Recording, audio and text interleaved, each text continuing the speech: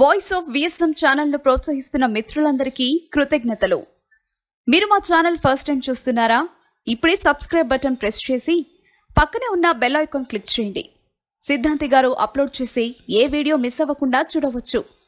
మీరు మా ఛానల్లో ఎలాంటి వీడియోస్ చూడాలనుకుంటున్నారో తెలియజేయండి. గురువు గారు మీ సందేహాలకు సమాధానమిస్తారు. శ్రీ మహాగణాధిపతయే నమః. ఈరోజు మనం 2020 సంవత్సరం సెప్టెంబర్ నెల మాస ఫలాల్లో భాగంగా మకర రాశి వారికి ఈ మాసం ఎలా ఉంటుందనేటువంటి విషయం గురించి తెలుసుకుందాం. మకర రాశి అనగానే ఉత్తరాషాఢ నక్షత్రం 2, 3, 4 పాదాలు, శ్రవణ నక్షత్రం 1, 2, 3, 4 పాదాలు, ధనిష్ట నక్షత్రం 1, 2 పాదాల వరకు ఉన్నటువంటి దాన్ని మనం మకర రాశి కింద పరిగణిస్తాం. అయితే ఈ సెప్టెంబర్ మాసంలో ఉన్నటువంటి ప్రత్యేకత ఏమిటంటే, గురుడు తన సొంత క్షేత్రంలో ధనుసులో సంచారం చేస్తున్నాడు, కుజుడు తన స్వక్షేత్రమైనటువంటి మేషరాశిలో సంచారం చేస్తున్నాడు. అలాగే రవి తన స్వక్షేత్రమైనటువంటి సింహరాశిలో సంచారం చేస్తున్నాడు. సెప్టెంబర్ 23 తర్వాత నుంచి రాహుకేతువులు వారి ఉచ్చక్షేత్రాలైనటువంటి వృషభ రాశిలోను వృశ్చిక రాశిలోనూ సంచారం చేస్తున్నారు. బుధుడు కూడా తన స్వక్షేత్రమైనటువంటి మరియు ఉచ్చక్షేత్రమైనటువంటి కన్యా రాశిలో సంచారం చేస్తున్నాడు. 3 గ్రహాలు స్వక్షేత్రాల్లో, 3 గ్రహాలు ఉచ్చక్షేత్రాల్లో సంచరించేటువంటి అపూర్వమైనటువంటి గ్రహస్థితి ఈ సెప్టెంబర్ మాసంలో గోచరిస్తోంది. ఇటువంటి అద్భుతమైన గ్రహస్థితి మకర రాశి వారికి ఎలా ఉంది అనేటువంటి విషయాన్ని కనుక పరిశీలించినట్లయితే 100కి 70% మంచి శుభ ఫలితాలు వస్తాయి. ఒక 30% మాత్రం చెడ్డ ఫలితాలు వచ్చేటువంటి పరిస్థితి గోచరిస్తోంది.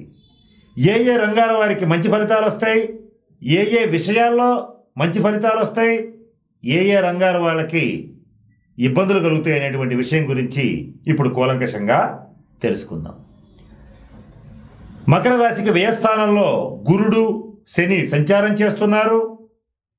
ఈ గురుశనుల సంచారం వల్ల ఏలినాటి శని ప్రభావం అనేటువంటిది మకర రాశి వారి మీద ఇంకా ఉంది కనుక చేసేటువంటి వృత్తి, ఉద్యోగ, వ్యాపార వ్యవహారాల్లో ఆటంకాలని కలుగు చేస్తారు. కానీ గురుడు స్వక్షేత్రంలో ఉండి శనితో కలవడం వల్ల పనులన్నీ కూడా మొదటి ప్రయత్నంలో కంటే కూడా రెండవ ప్రయత్నంలో తప్పకుండా పూర్తవుతాయి. ఇక శుభకార్యాల నిమిత్తం ఖర్చు చేస్తారు. ఆర్థికంగా అభివృద్ధిని సాధించగలుగుతారు. అంటే గతంలో రుణాలు చేసినటువంటి వారు, గతంలో అప్పుల ఊబిలో కూరుకుపోయినటువంటి మకర రాశి వారు ఎవరైనా ఉండేటట్లయితే వారు ఈ మాసంలో కొత్త నిర్ణయాలను తీసుకుని సాహసోపేతమైనటువంటి పనులు చేయడం ద్వారా ఆర్థిక అభివృద్ధిని పొందగలుగుతారు.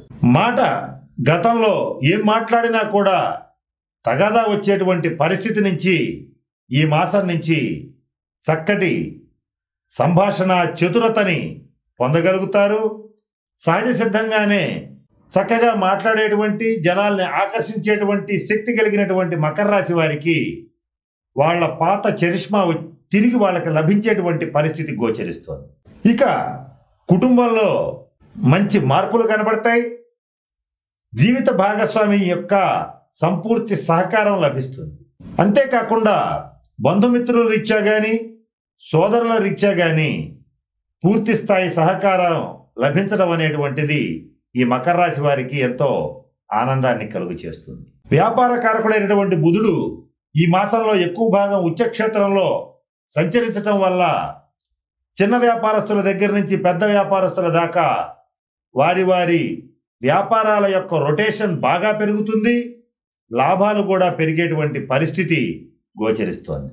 ఫ్యాన్సీ, కిరాణా మర్చెంట్స్, చిరు వ్యాపారులు, వస్త్ర వ్యాపారులు, అలాగే అందరికీ కూడా మంచి లాభాలు ఏర్పడతాయి. చిన్న వ్యాపారస్తుల దగ్గర నుంచి బడా కాంట్రాక్టర్స్, బిల్డర్స్, పెద్ద బిజినెస్ మ్యాగ్నెట్స్ వరకు కూడా వాళ్ళ యొక్క వ్యాపారాల్లో లాభాల బాట పడతారు. అలాగే బిల్డర్స్, కాంట్రాక్టర్స్, ఫైనాన్షియర్స్ ఆర్థికంగా అభివృద్ధిని సాధిస్తారు. సినీ, టీవీ రంగ కళాకారులకి, సోషల్ మీడియాలో ఉండేటువంటి వారికి మంచి అద్భుతమైనటువంటి అవకాశం. ప్రథమార్థం కంటే కూడా ద్వితీయార్థం అనేటువంటిది మరింత శుభ ఫలితాలను ఇస్తుంది. విద్యార్థులకి విద్యాయోగం బాగుంది. మకర రాశిలో ఉన్నటువంటి స్త్రీలకి కుటుంబ సభ్యులతో చక్కటి ఆనందకరమైనటువంటి జీవితాన్ని గడుపుతారు. నూతన వస్త్ర అలంకారాలు, ఆభరణాలు కొనుగోలు చేస్తారు. నూతన గృహ యోగ్యత ఏర్పడుతుంది. అలాగే స్థలాలు, భూములు, ప్లాట్లు కొనేటువంటి పరిస్థితి ఈ మాసంలో గోచరిస్తోంది. సంతాన పురోభివృద్ధి చాలా బాగుంది. సంతానం యొక్క అభివృద్ధిని చూసి చాలా సంతోషిస్తారు. తల్లిదండ్రుల యొక్క ఆరోగ్య విషయంలో కొంచెం జాగ్రత్త అవసరం.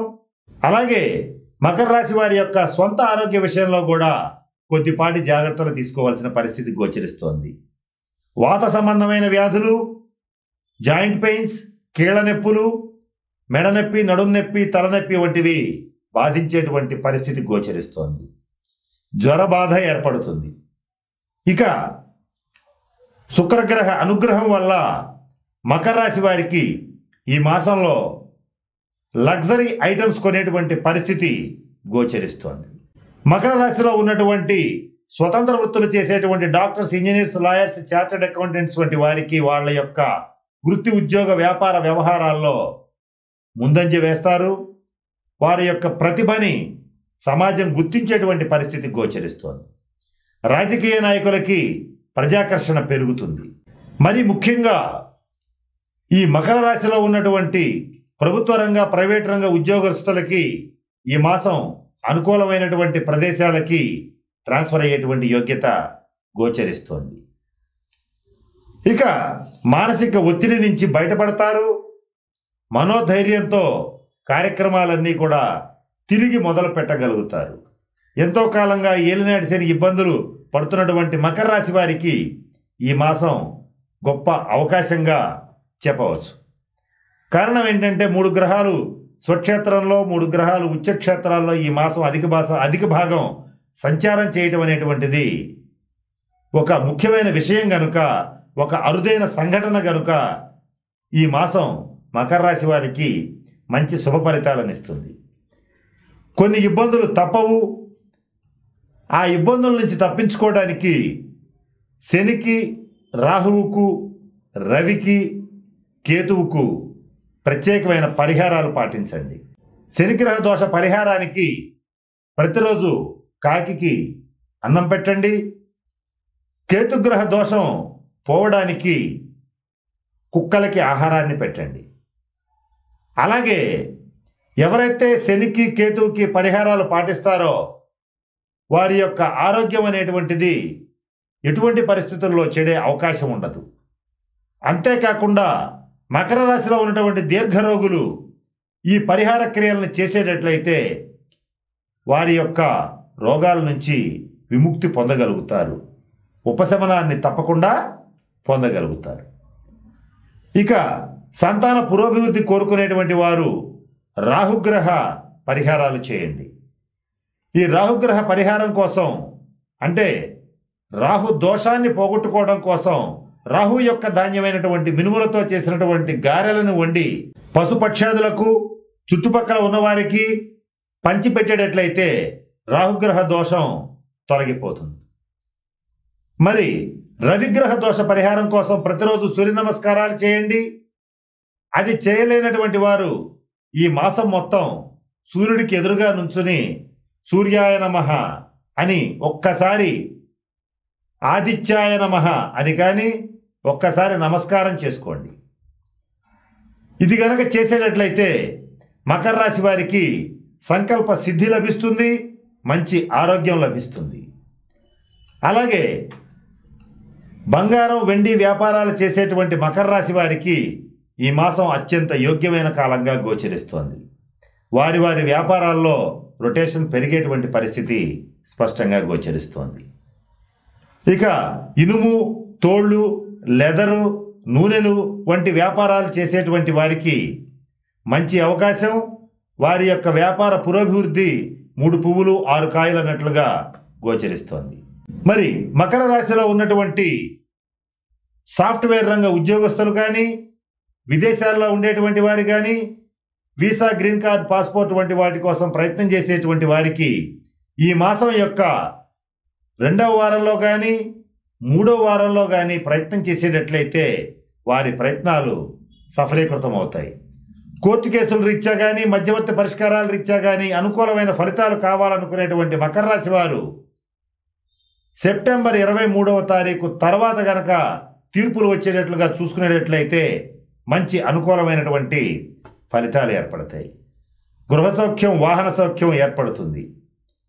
ఇక నేను చెప్పినటువంటి అన్ని అంశాలని దృష్టిలో పెట్టుకోండి. సంతాన పురోగతి చాలా బాగుంటుంది. సంతానం యొక్క అభివృద్ధిని చూసి సంతోషిస్తారు. వివాహ ప్రయత్నాలు చేసేటువంటి వారికి వివాహ యోగ్యమైన కాలం. ఈ మాసంలో అనుకూలమైనటువంటి సంబంధాలు వస్తాయి. కానీ వివాహం మాత్రం అక్టోబర్, నవంబర్ తర్వాత జరిగే అవకాశం గోచరిస్తోంది. పునర్వివాహ ప్రయత్నాలు చేసేటువంటి వారు, విడాకుల కోసం ప్రయత్నం చేసినటువంటి వారికి ఈ మాసం సెప్టెంబర్ 23 తర్వాత అనుకూలమైనటువంటి ఫలితాలు గోచరిస్తున్నాయి. సినీ, టీవీ రంగ కళాకారులకి ఒక అద్భుతమైనటువంటి అవకాశం. జీవిత భాగస్వామితో గతంలో ఏర్పడినటువంటి విభేదాలు తొలగిపోతాయి. తీర్థయాత్రలు చేస్తారు. పుణ్యక్షేత్ర సందర్శన చేస్తారు. నూతన పరిచయాలు లభిస్తాయి. ఈ నూతన పరిచయాల వల్ల మానసికమైనటువంటి ఉల్లాసం కలుగుతుంది. తరచుగా ప్రయాణాలు చేస్తారు. ఈ ప్రయాణాల్లో చక్కగా మంచి లాభాలని పొందగలుగుతారు. ఈ మాసం ఓవరాల్గా ఆలోచించేటట్లయితే మకర రాశి వారికి ప్రథమార్థం కంటే ద్వితీయార్థం చాలా బాగుంది. కనుక ఏవైనా కొత్త ప్రయత్నాలు, కొత్త ప్రయోగాలు, కొత్త ప్రాజెక్ట్స్ చేసేటట్లయితే ద్వితీయార్థంలో చేయండి. మంచి విజయాలని నమోదు చేసుకుంటారు. నేను చెప్పిన విషయాలన్నింటినీ దృష్టిలో ఉంచుకుని మకర రాశి వారు చక్కటి ఆయురారోగ్య ఐశ్వర్యాలతో మంచి కుటుంబ జీవితాన్ని గడపాలని ఆ పరమేశ్వరుణ్ణి మనస్ఫూర్తిగా ప్రార్థిస్తున్నాను. స్వస్తి. ఈ వీడియో కానీ మీకు నచ్చినట్లయితే లైక్, కామెంట్, షేర్ చేయండి. మరిన్ని అప్డేట్స్ కోసం సబ్స్క్రైబ్ చేయండి.